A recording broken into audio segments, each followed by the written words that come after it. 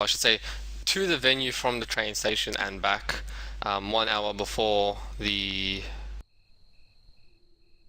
starts and 1 hour after. Ooh, that's pretty fantastic. Not gonna lie. Yeah, so if you take a public transport, there's ways to get there. And also, shout out to our sponsor, Weta New Zealand, for providing us an axe statue for the prize for the winners. Fantastic axe statue there. I was actually looking at And also sorry. TT Esports. I just gotta say TT Esports, who are new sponsors, so they sort of jumped on last week as our sponsors as well, and they'll be giving away some prizes as well at the LAN finals, some gear and stuff to attendees. In fact, I believe if you go to Facebook and click on "I'm attending this event for the finals," you have a chance to win the Saphira gaming mouse. If I'm not mistaken. Oh, think it was we allowed to enter? You can, but I won't give you the prize if you draw it. Oh, I'm disappointed. What about family members? Can I get family members to go for it? Nah, that's probably terms and conditions again. I think family members can't do that. Oh, I'm disappointed. I know. I didn't write the tier session, so. Yeah, it looks like something's going on. Yeah, it looks like we'll be going. Unfortunately, Jumbo Lags was pretty much his last attempt, and no luck. Look at that graph. It's amazing. Oh, beautiful. Valve Valve gives Radiant Team. Valve gives advantage to Radiant Team now that they're missing a player. Pretty much. I think they're going to give control to the Visage, so he's going to be micro in a third familiar. I think he said shotgun, not it, because Oh. yeah, he says he's already having trouble with the familiars. That's loser talk. But Yeah. well, in all seriousness, we are back into the game. Last Ronin, they are a little bit behind Coronae. They do have the early game with the pushing lineup from Jumbo Legs. We do have the rotation. They're going to come in familiar. Not going to be landing. Arrow will hit a 5-second stun on Kaisak. Do they look to go in yet? They do not. They also don't have a Moonlight Shadow. Venomancer gets instant picked off. He did his Poison Nova down. A lot of damage coming out onto Darkrai. Will he be able to survive this? He will not. He goes down to the Eclipse. And now the turnaround coming from CLM. That is 4 heroes down. The arrow goes on through. It won't land onto anyone. But actually, it does land to Magibomb underneath that tower. But it's a 4-for-1 trade. Last Ronin come out quite far ahead in that trade. Yep, and I guess maybe that's the power when you're trying to micro and you don't play StarCraft.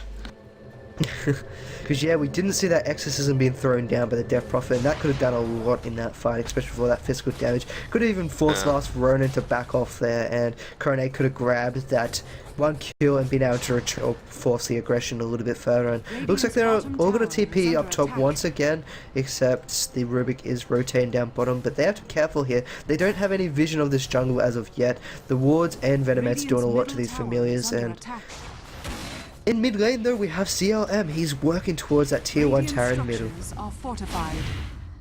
Yeah, it will be fortified, and Sim will probably have to back off, especially with this rotation from Dying for Darkrai and Magibomb. And there we go, Infest. Looks like they might have an Infest hook shot going on, but they sort of need something to reveal him first.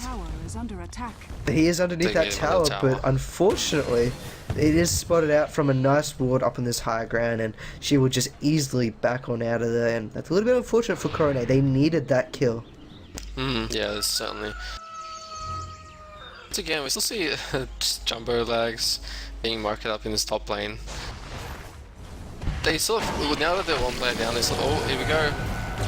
And we got an initiation of mid, they nice land, but the Mill Track, they don't have any revelation. It's a little bit strange that they decided we're going to go onto the Templar Assassin and not have vision. They had all the time in the world to pick up at least some dust, but not going to be happen. She will be able to walk on out of there. I'm surprised she didn't decide to turn back around with a double damage Meld Struck. Yeah, especially since she has a Yasha and a Memor on her as well. That's a lot of damage. Like, really just be popping onto the clockwork, you know, that Meld Strike as you're saying, and a few extra right clicks, and you can potentially get a kill there. But I mean, we do see last Ronin, they're just moving around the map at the moment, just trying to find off maybe a few pickoffs or a little. We've got an arrow that was landing on one of the That familiars gets absorbed. Yeah. And will this be it for Jumbo Legs? The moment of truth. He's now standing here. He gets buffed up a little bit by Kazak. Come on, you can do it, Jumbo Legs. Move. And he's moving. Oh! We have life. Yes.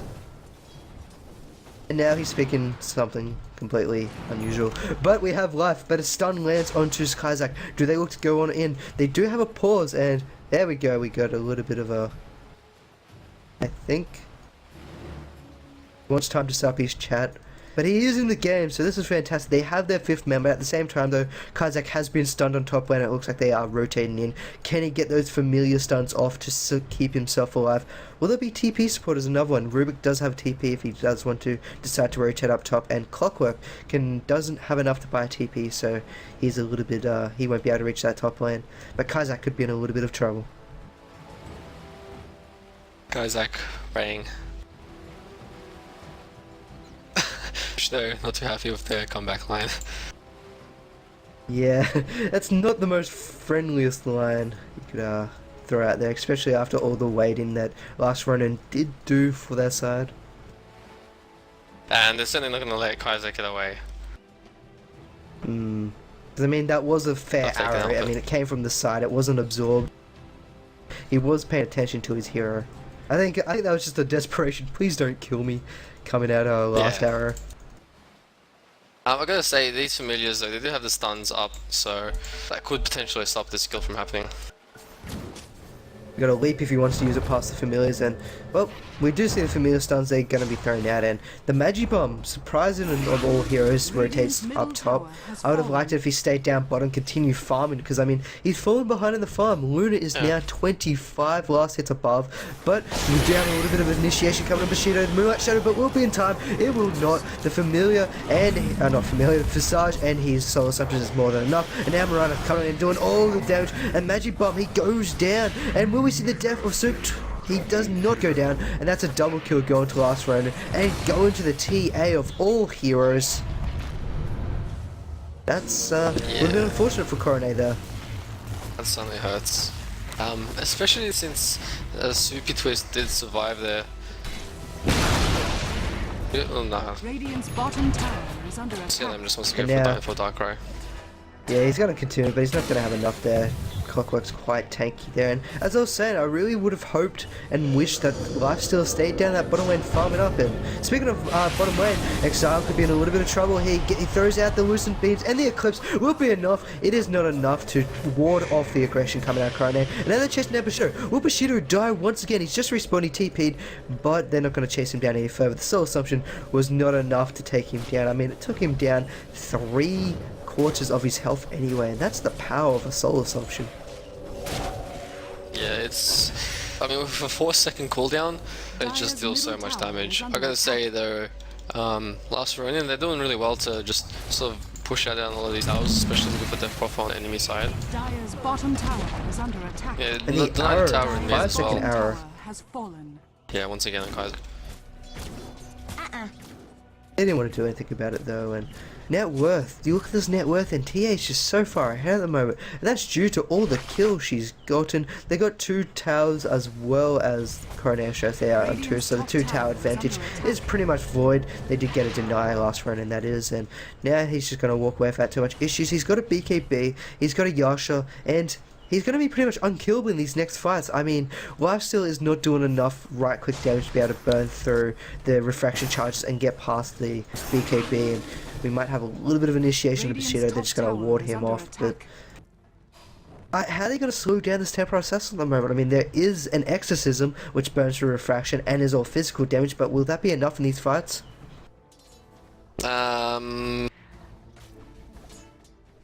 Probably not. I mean, the issue here is Jumbo Lags is pretty fragile, so he's just gonna get picked off very quickly himself. Templar Assassin's doing too much damage at the moment. CLM, and you know that Luna as well. That Luna isn't exactly under farm.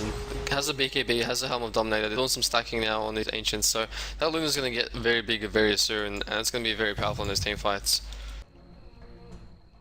And Michos, if you haven't already done so, get rid of that chat window. Stream is not happy about chat window being up. Just a little heads up to Michos. Just left the chat window up and running. Terrible streamer. I know. He's just good for nothing. No, I'm kidding, Michos. We love you. Relatively speaking. But yeah, I gotta say the farm from last round, they're doing a lot better in terms of, you know, getting the key heroes up and running much sooner than Coronae. We do have a lifesteal with his armlet and his drums, but I mean, up against a Luna and the TA who both have BKBs, it's going to be hard to shut down. He hasn't gone for a basher yet. It looks like he's not going to go for... Well, he could. He's got 1.6k. We'll see exactly what he decides to go for, but I feel like a basher will be very important to lock down some of these heroes. Are fortified. And it looks like Mirana might be rotating into that semi-carry role. I mean, she was in the off lane, but she's now getting a lot of farm. She gets initiated upon Howard. She does have enough mana to leap, as she did pop her magic wand, and she will be able to get on there. At the same time, the tower does go down, so it's not denied. Up top lane, Coronae, they're trying to find their positioning up top. Lifesteal's not going to be able to infest and jump out on anyone, but Familiars are doing a lot of damage against Mosquito. He's being chased down. Moonlight Shadow is popped down. We do have TP spot coming from Mirana. Nice Poison Nova doing a lot of damage against Visage. Visage will fall. Eclipse is not going to do anything against Magic Bomb. He pops the BKB and will ward off Magic Bomb. He does jump into the creeps. They did find a tower and a kill, but at the same time, Rubiki's gone down, so they've lost 2 heroes, and they're just waiting for Magic Bomb in this creep wave at the moment. And for some reason, Exile, he's pushing out the creeps. He should be waiting till the creeps die before he pushes it. They should be able to see Lifesteal, as he does have the armlet toggled inside that creep. Yep. And Jumbo Lags is able to get away from the CLM. The CLM was able to find a pick off there. So the tower for 2 kills. They also got the bottom tier 1 tower. Australis coming out on top once again. I mean, we can just see that from the gold graph. It's really dipped down into about the 5k favor now for them. Experience about 4k. So they're doing really well. Good news is, Magic Bomb, he's still hiding away in that creep, and he's got support coming up to help him out shortly. So he can just come out and look at all that gold, all that time wasted is now just recouped from that, pretty much 12 creeps I think there, he just picked up there, so that's quite delicious.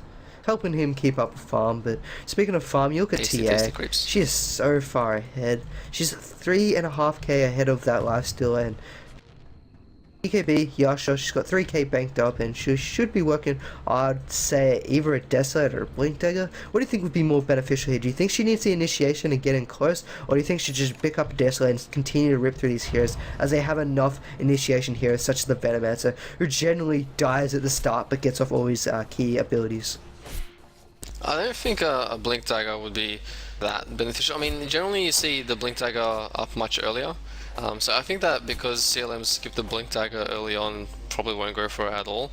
I think just going for even more damage would be much more beneficial. Something like that Desolator, or if they decide Rhino should go for the Desolator, maybe something else to get the... In fact, with the Eagle Song, that looks like it's going to be a butterfly.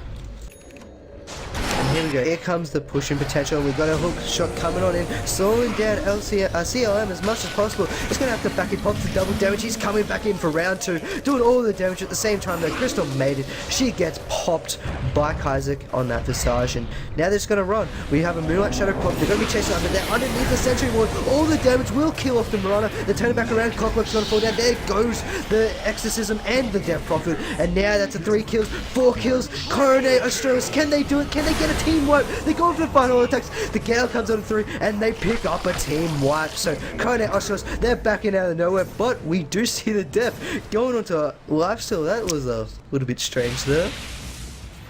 Yeah, none of his armlet and the poison damage just killed him. He should have just sat in that creep and waited for the dot to run out, because if you're a lifestealer and you infest into a creep or someone, you take no damage from any dots that are currently on you. So it's a little bit surprising there, and it's a little bit unfortunate. And includes armlet damage as well. But yeah, it's Coronae Australis, they had a good 5 for free in that fight, and they will get the tower, the tier 2 tower as well.